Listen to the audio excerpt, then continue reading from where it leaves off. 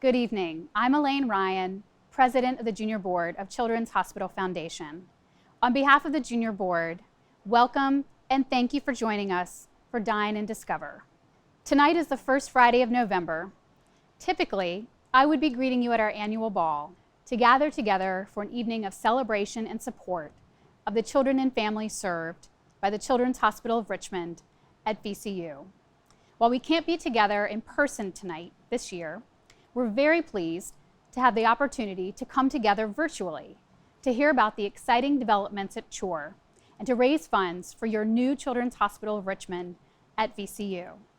In fact, since we can't be in person, we have the unique opportunity to show you around the amazing Children's Pavilion. This is the outpatient side, and right behind it, the new inpatient tower is going up as we speak. Throughout the evening, you'll get to see a clinic, the CT suite, and a behind-the-scenes look at a mock-up of the new inpatient rooms being built. As you know, even during this time of great disruption, the important work being done at CHOR hasn't stopped. Whether kids are battling cancer, receiving life-saving surgery, or needing emergent care, CHOR is continuing to meet the needs of our community's children and families every day. This care is made possible by the generous support of people like you. With your help, the Junior Board has raised over $4.3 million since 2000 to benefit the Foundation and CHOR, and we appreciate your continued support. As we kick off this evening's program, I'm delighted to introduce Melissa Chase and Jack Lauterbach, your MCs for tonight. Again, thank you and enjoy the program. Thank you so much, Elaine. Well, hello and welcome. We are Melissa and Jack from 103.7 Play, excited to return once again for your MCs for this evening. And we're actually here at the Country Club of Virginia, although I have to be honest, it looks a lot different this year than it has in years past. Normally you'd be here in your gowns, your tuxedos. This place would be decorated up. It's the event of the year. I think we can all agree on that. Unfortunately, things are slightly different this year for reasons you can probably already guess at. Now, maybe you're watching in your pajamas. That is okay. No matter what you're wearing, we're all going to be celebrating together right now as we learn all about the new Children's Hospital of Richmond at VCU and the exciting developments that are happening, plus what it's going to mean to our community. Now, as always, we can't do this without the help of a lot of people. So we want to give a huge shout out to all of our sponsors. We could not do it without you. Thank you so much.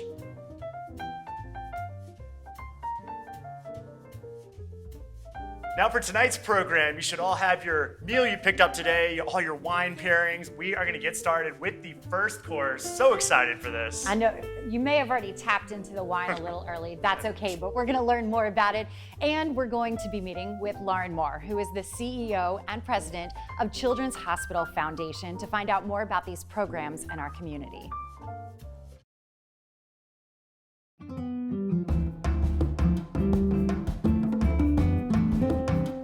Good evening and welcome to the Country Club of Virginia. My name is Tom Osborne and I've been very fortunate to spend the last 18 years working with the Children's Hospital on this event.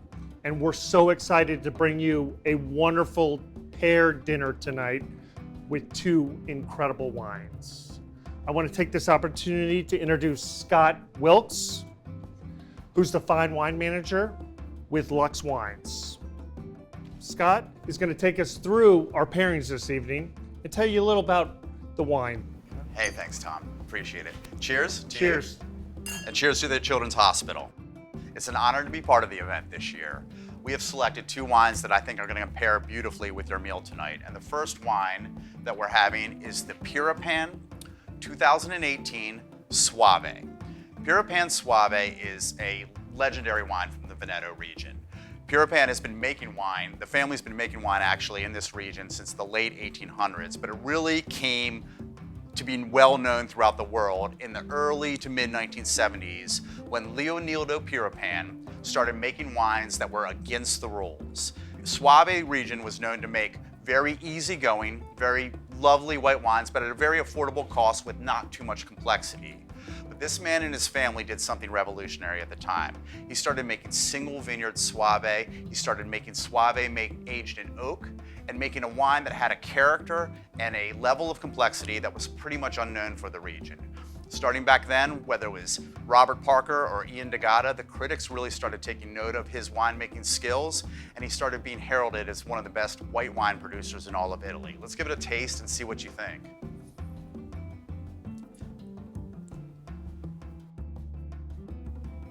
What do you think? Wonderful. Yeah, it's good, isn't it? So it's great because this is a unique white wine. It's not anything typical like you'd get from other parts of the world. It is made from 2 native Italian white wine grapes, especially from this region. One of them is Garganega. Strange word to say, but Garganega, it's 85% Garganega, and it's a native grape from this region. Garganega is known to really pull out the really great qualities of the vineyards in the Soave region. It's known to pull out some of the minerality from the region, some of the fresh stoniness, great acidity, lovely citrus fruits, but also a little bit more of a ripe tropical fruit to it as well, which is what I think will make it pair beautifully with this salad. Absolutely. If you think about it, the salad has pears, it's got cherries, it's got sort of an acidic vinaigrette to it as well, and you need a wine that can bring out the fruit flavors, but also pair with the acidity, and then really bring out all the characters of both the wine and the food. They should complement each other in a very sublime way. So I think the Puripan Soave should do this fantastic. This is also blended with another varietal called Trebbiano di Soave, which is a native varietal as well. Doesn't add so much of a flavor component to it as it adds more of a textural component. So with the Garganega, you get those citrus fruits, those tree fruits, the pear, the minerality. The Trebbiano di Soave gives it a soft richness, a soft creaminess to it. So it adds a little bit of a texture component to the wine, which makes it very nice for food as well. A couple other things about this wine. It is completely organic. So it is made in the organic method, and it is made in small production from great vineyards on the hillside slopes above the village of Soave. And it's really one that you're going to find not everywhere, but find in some really unique wine lists and some great wine shops around the country. And I really hope you guys enjoy it. Puripan Soave 2018. Cheers to you, and hope you enjoyed the first course with the Puripan and the salad.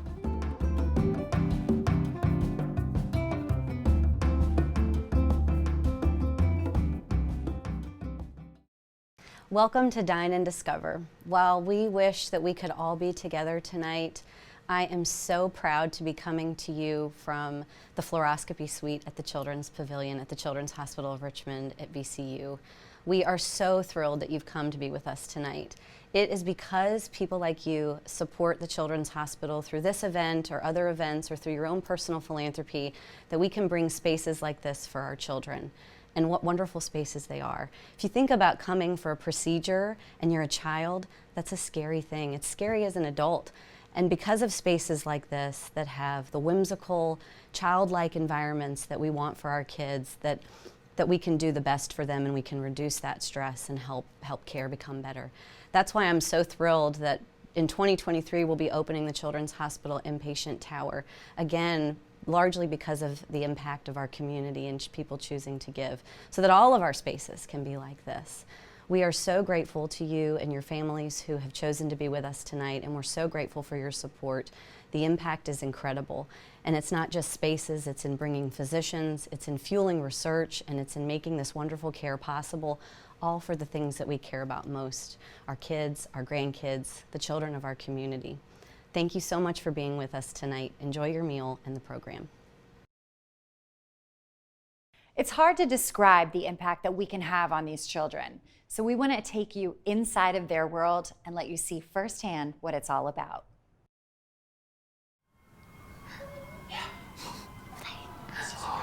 Oh, how did we forget he loves fire trucks?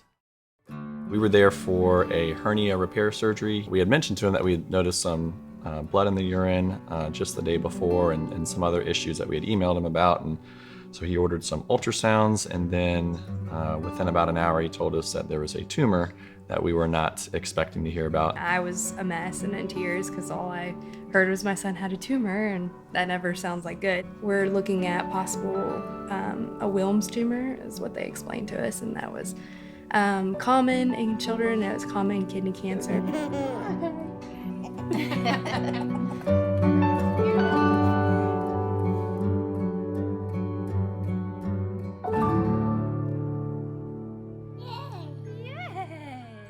when we heard that, as far as they could tell, this would be his final chemotherapy dose. So we were very excited for that. And they said everything had been looking good up to that point. His blood counts had been good pretty much week to week. He loves cars and anything with wheels. He also loves to dance. We have dance parties at the Tower home very frequently. I take credit for all of his dance moves, but he may have learned a few from you. And he loves books. He will bring book after book after book and he'll say, read another one, please. He's always trying to make me and his sister laugh.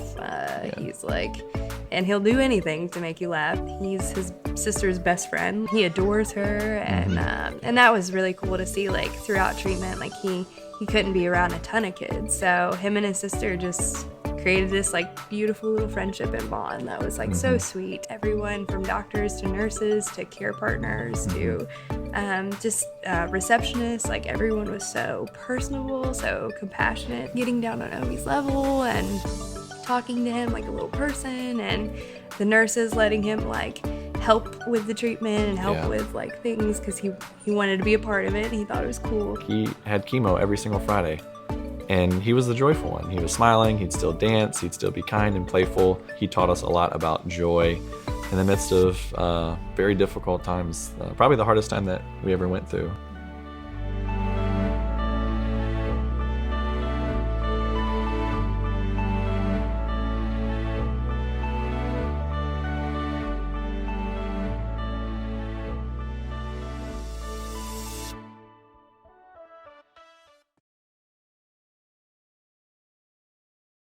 Yo, I'm Fred. I like to go to bed. Yo, yeah. Emma is a ball of energy. She has a lot of personality. She's very, very inquisitive. She really wants to know. I go to St. Mary's Catholic School. I am in 4th grade. At school, I like to have art and music and math. I'm gonna play All-Stars in softball camp. I like to eat, I like to eat spaghetti. We adopted Emma back in 2010. She had a cleft lip and cleft palate. We had actually made contact with the Children's Hospital prior to that to find out the services offered. We went over to China and received her when she was 15 months old. Within 3 months of having her back here in the States, we had that first procedure done here at the Children's Hospital where her palate was repaired. They explained to us the process over a period of time, when stages are going to be done, roughly what ages. So we have an idea that it's not going to be a one thing done and that's it. It's going to be over probably most of her childhood until she grows to be an adult. I've been coming here since I was 18 or 19 months old. All the doctors here are nice and welcoming. Most recently, Emma had a bone graft. It sounds like it's a pretty significant procedure, but she went through it really well. The surgeon who did it was considering a couple different options of how he was going to do the procedure.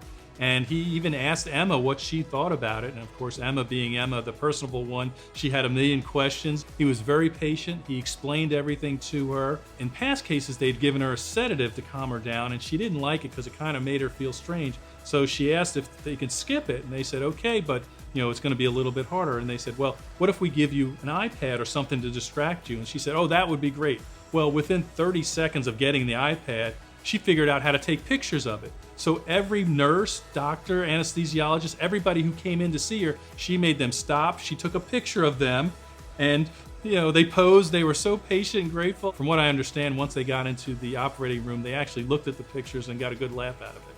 I think she's a pretty courageous kid for going through as much as she has in her 9 years.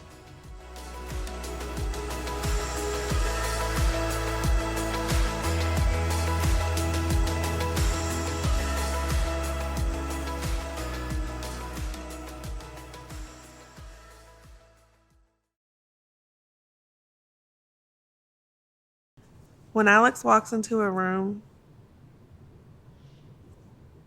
you feel him. Like you feel his presence.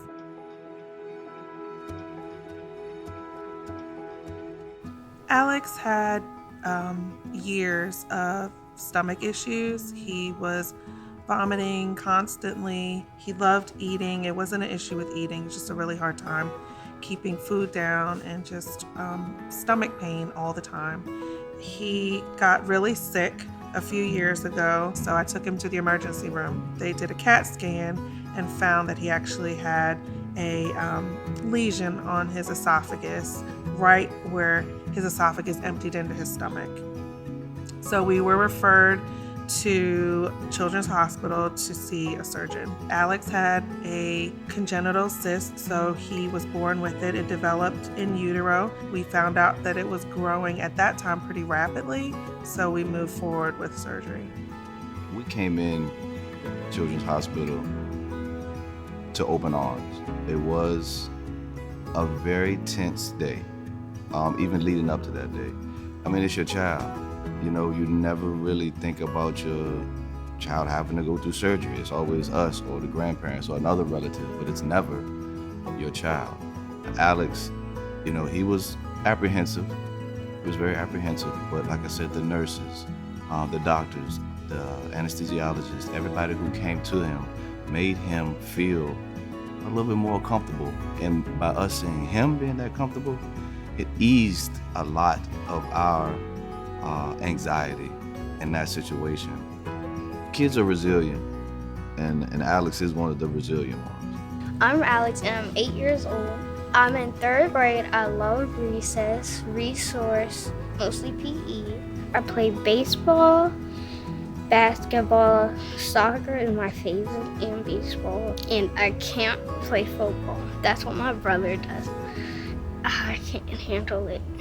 He has found that baking is where he can, you know, kind of use his artistic side and be competitive, and it's technical. It's something that he's found that kind of fills everything about his personality. I like to bake cake a lot.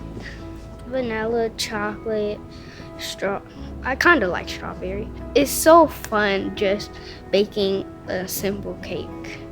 We can come to Children's Hospital and all of our needs, all of our pediatric healthcare needs are met in one place. To be able to come here to coordinate care where we're not having to go here and here and here. It's really a privilege to live in an area where we're so close to Children's Hospital. So we're really, really thankful.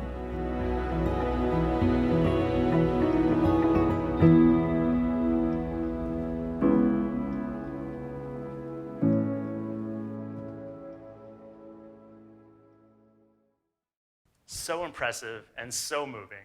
Absolutely. And as a parent myself, it means so much that all of our families can have our children treated here with so much care. So we know the Children's Hospital of Richmond at VCU touches 1 in 8 children locally.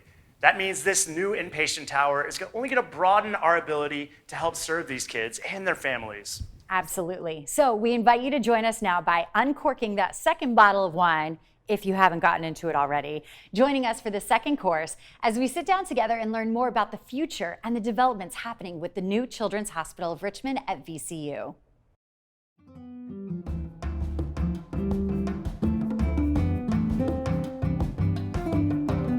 We hope you enjoyed your first course. Now we're on to the entree course, the braised beef short rib. I'm going to turn it back over to Scott to tell us all about the pairings with this course. Thanks. So the second course, we're having the Argiano NC 2017. So cheers. Once again, nothing beats a good glass of red wine. So, lot to talk about this wine. The Argiano NC. NC stands for non-confunditor. So it's a Latin term. And that basically means not to be confused or not to be restricted, confounded. So this is a wine also that's a blend from the traditional Tuscan Chianti method. So it's a little bit more unrestricted, and you'll taste that and smell that in the character of the wine.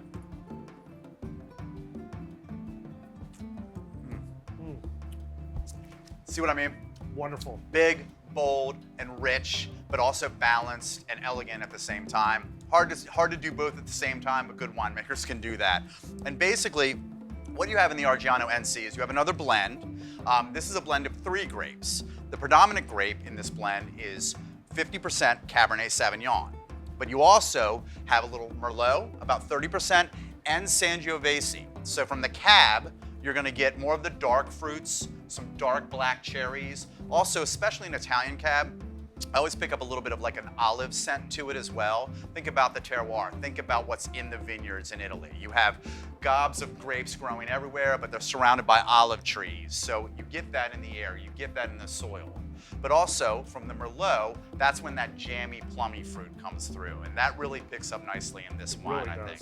And when you're talking about the dish that we're having tonight, the braised short ribs with the pomegranate fruit sauce to it and everything else that adds to that fruitiness to it, the Merlot comes through as well, pairs beautifully, and brings out that sublime pairing on the palate.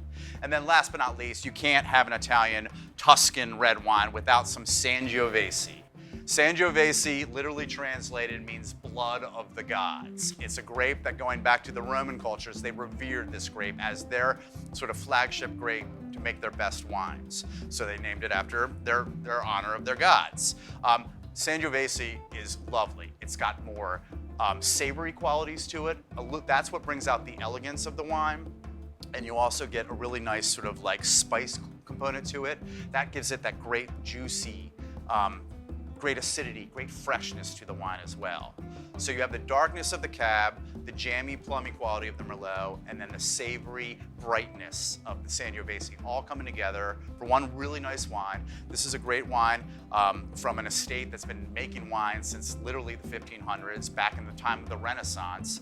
But going back 10 years ago, it experienced another renaissance. They had a new owner come in, and he went completely organic in the viticulture as well, and really let the fruit express itself with minimal intervention in the cellar, and really makes just a lovely, lovely red wine. This vintage alone, right here, got 93 points from a very esteemed critic called James Suckling, and it's just a really special bottle of red wine that I think will pair beautifully with this very wonderful braised short rib dish tonight. So enjoy, everybody. Thank you very much. Enjoy your dinner.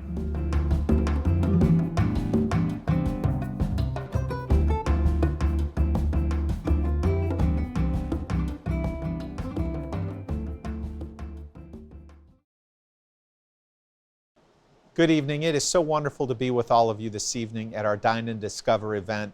I know we're not together in person at the Country Club of Virginia, and what a beautiful place that is.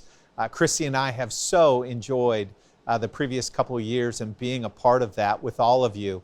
By the way, our junior board does a tremendous job putting that together. The designs are just beautiful, and the spirit and the fellowship special.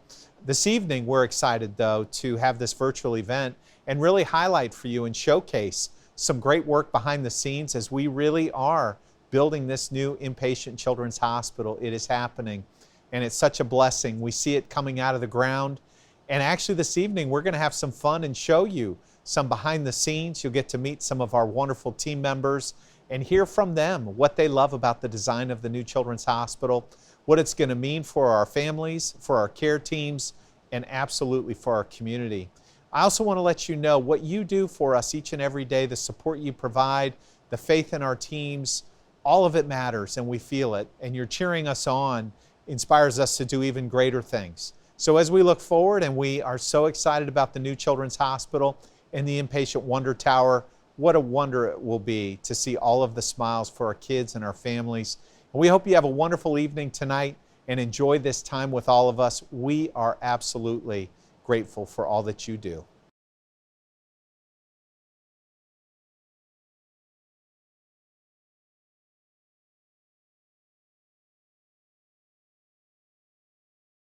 My whole family is so excited about this children's hospital. My daughter, just a few weeks ago, driving home from daycare, we were passing the site of the children's hospital, and she said, "Hey, Mommy, look at the children's hospital. They're doing a really good job." And I told her, "You have no idea," because it's not just about the bricks and mortar and about the facility that we're bringing up out of the ground. It's about the wonderful care that happens within it. It's about the children and families that we serve. It's about the wonderful programs that we bring to this community so that children don't have to leave to receive the most phenomenal care that they can receive. They can get it right here in Richmond, Virginia.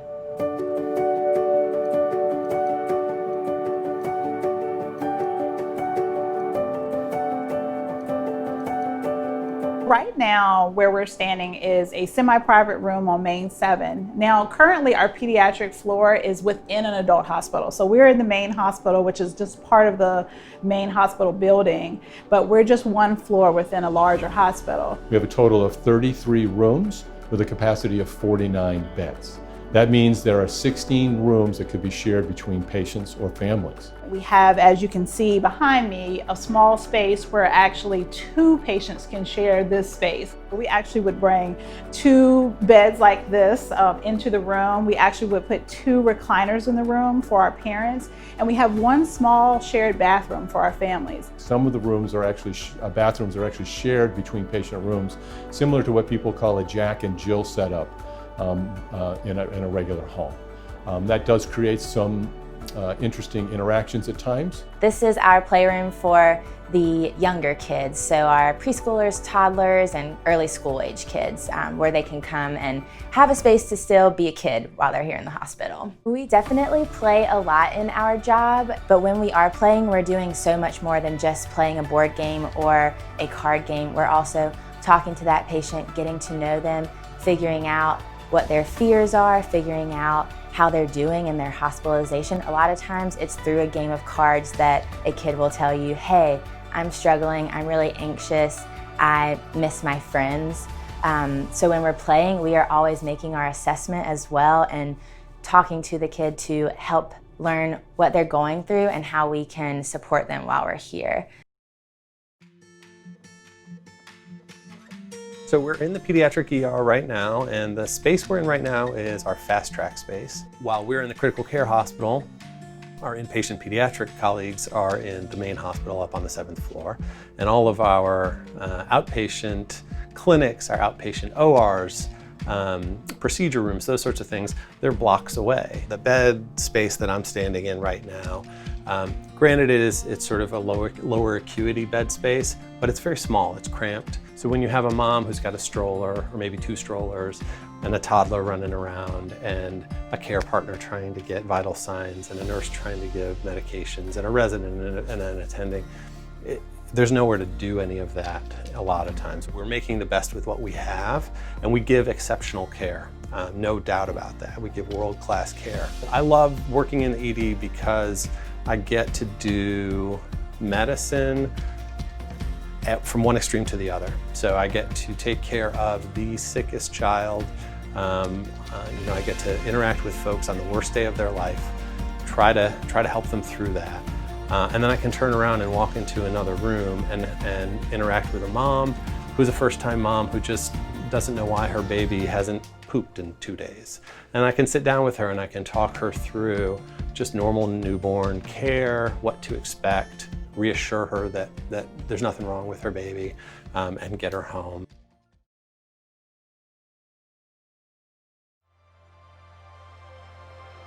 So right now we are in the pediatric trauma bay, which is bed 6 of the combined trauma bay in Main Hospital.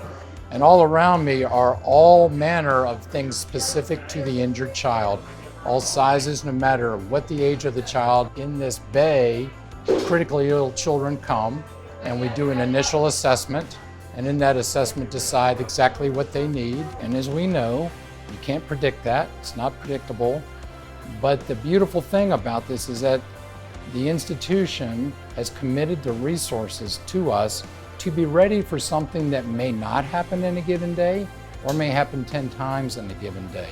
And either way, you have to have disregard for everything except for 100% preparedness. In addition to our state designation as a level 1 pediatric trauma center, we also have the highest external verification by the American College of Surgeons, who through a site visit and comprehensive record review of our patients have designated us a level 1 verified pediatric trauma center. And we are the only center in the Commonwealth of Virginia with both designations. And what that means is that within our trauma center, we have all the optimal resources indicated by experts that are available for the immediate treatment and care of an injured child.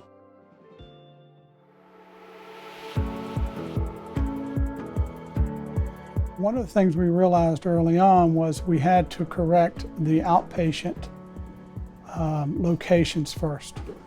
We have incredible physicians and caregivers that are providing world-class care to pediatric patients, but they were working in spaces all over the campus.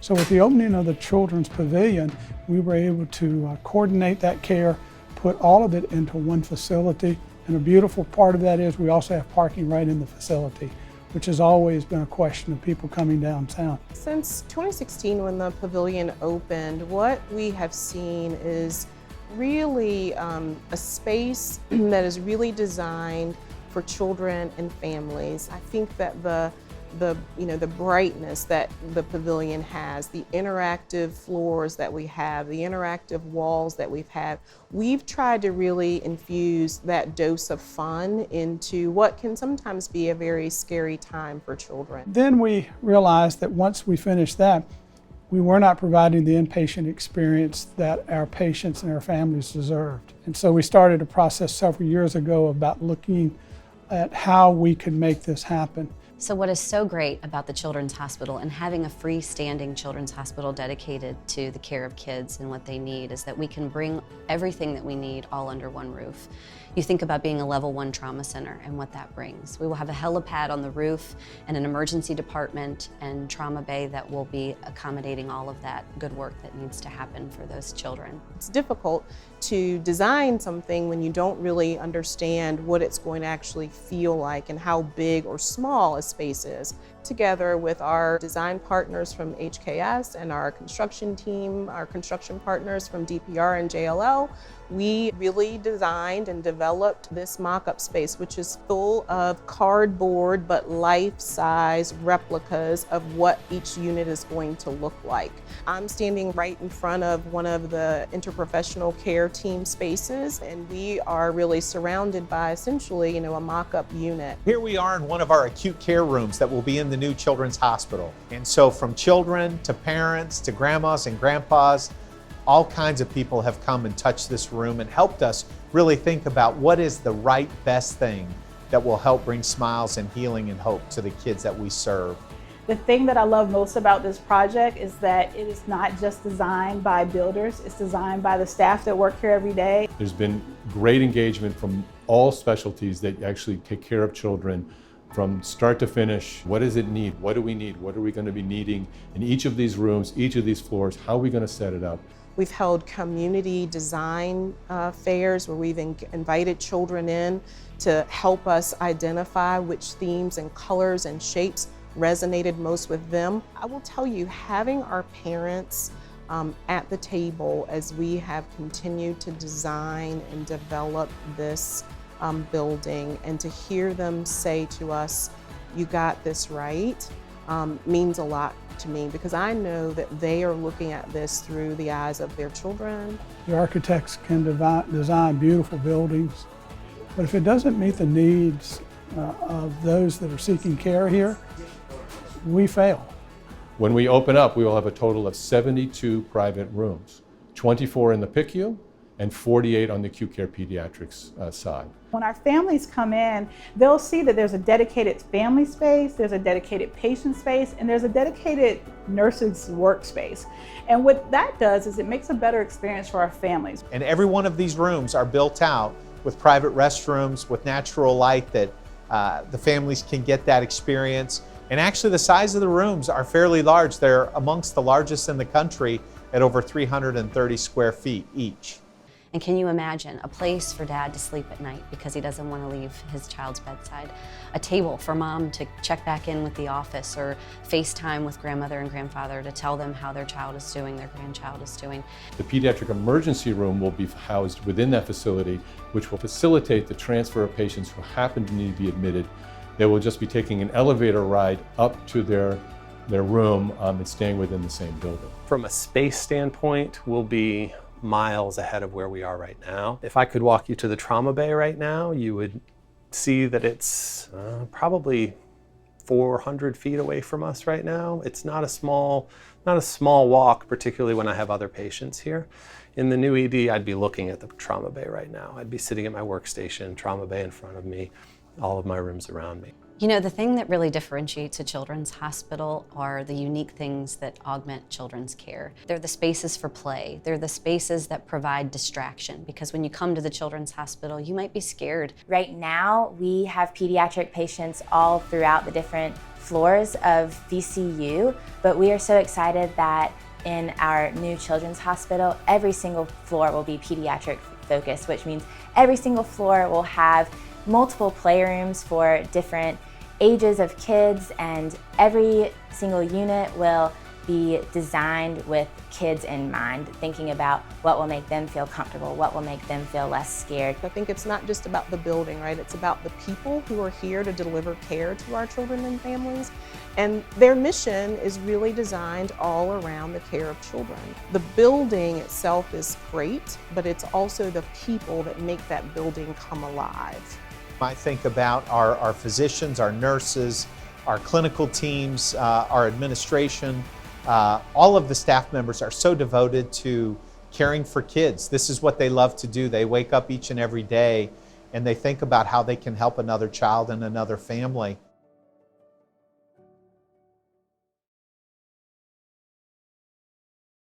The Children's Hospital of Richmond dates back to 1920. With 100 years of history, we are just so proud of the role that philanthropy has played in all of those 100 years from our early founding. This is a very special legacy when you think about the history of the Children's Hospital. Just celebrated our 100th birthday, and now to have this new Children's Hospital being built that really will be comprehensive, state-of-the-art, and family-centered.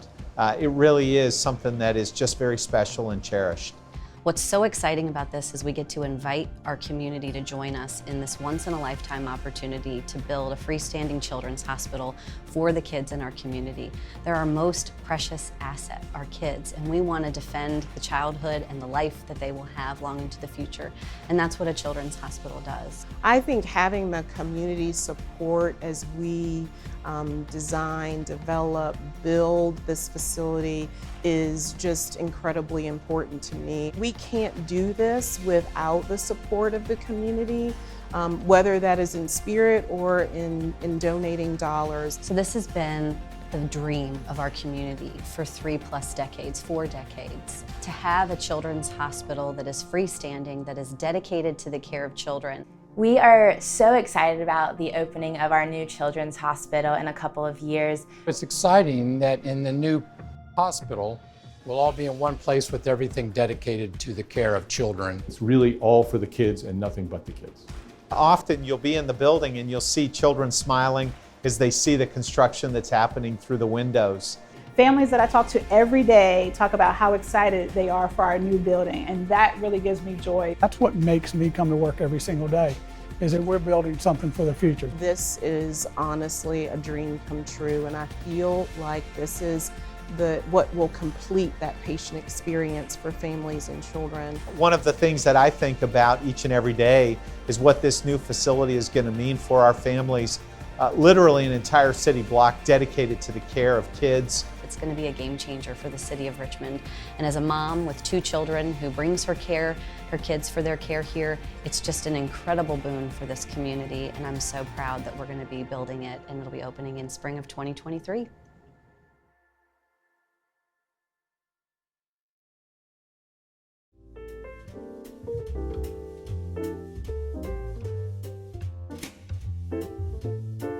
What a wonderful sneak peek into everything that's happening. And it is that time. I hope you saved room for dessert. And we have to thank the Country Club of Virginia, especially Tom Osborne, John York, Scott Wilkes, and Amber Irvin. We could not do it without you guys. We are Melissa and Jack from 1037 Play, and thank you again for joining us for, again, another wonderful event, even if it's a little different than we're used to. All right, before we wrap, we're going to turn things over to the Children's Pavilion, where our ball co-chairs have some very special announcements to make. Hi, I'm Lauren Neal, and I want to say thank you for your support for Dine Discover and the Children's Hospital of Richmond at VCU. My 2021 co-chair, Meredith Allen, and I hope you enjoyed your meal, wine, and learning a little bit about your local children's hospital. I'm here in the Pediatric Infusion Clinic, where children come to receive a variety of treatments. This space was finished in 2016.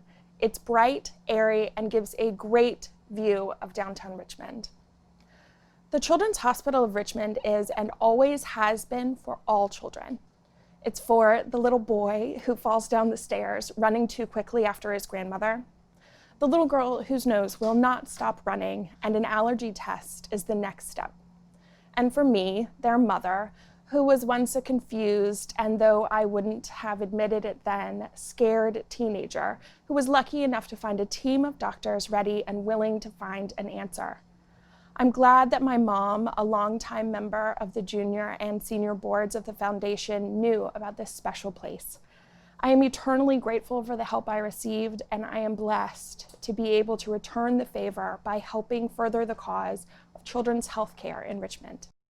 Thank you to our MCs, Melissa Chase and Jack Lauterbach, for guiding us through this evening. And as always, thank you to the Children's Hospital Foundation, Lauren Moore and Elias Nujar for their leadership and vision for families in our area. Thank you to our sponsors, because this evening wouldn't be possible without you. And a heartfelt thank you to the members of our junior board who continue to make the impossible possible. And with that, I'd like to hand it off to my ball co-chair, Meredith Allen. Thanks, Lauren. I'm thrilled to be here in the infusion clinic as well. As Lauren mentioned, this special area treats kids for a variety of conditions, sometimes for several hours. As a mom, I know how hard it can be to keep kids entertained for that long. That's why we're so grateful to have a child life specialist in this clinic. This specialist is a part of the medical team. She engages with the children, plays games, and just puts them at ease during a time that can be uncomfortable or even a little scary. And we have this role thanks to generous donations and philanthropic gifts like yours. As we wrap up this evening's program, we are excited to look forward to our 2021 ball on Friday, November 5th, when we will be carrying on our theme, On the Street Where You Live, bringing to life iconic streets from around the world with the amazing decorations created each year by our junior board members. On the Street Where You Live will celebrate and support the construction of the new inpatient children's hospital, being built right here on our very own Broad Street. As you've heard this evening, construction is moving forward on the building, with the concrete and steel structure rising out of the foundation and up into the Richmond skyline. They're planning to install the final beam this spring. This marks the first year since 1964 that we have not come together at the annual ball.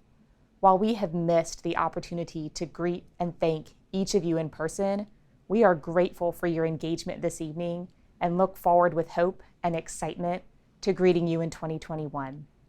We wish you all the best with whatever other changes have come your way this year, and we hope to see you on November 5th. But before we let you go, we have just one more thing to share. We're excited to give all of you a preview of the capital campaign that Children's Hospital is launching next week in support of the new inpatient hospital. It's called the Built for Kids, Built by You campaign, and it will introduce our entire community to the Wonder Tower. Enjoy.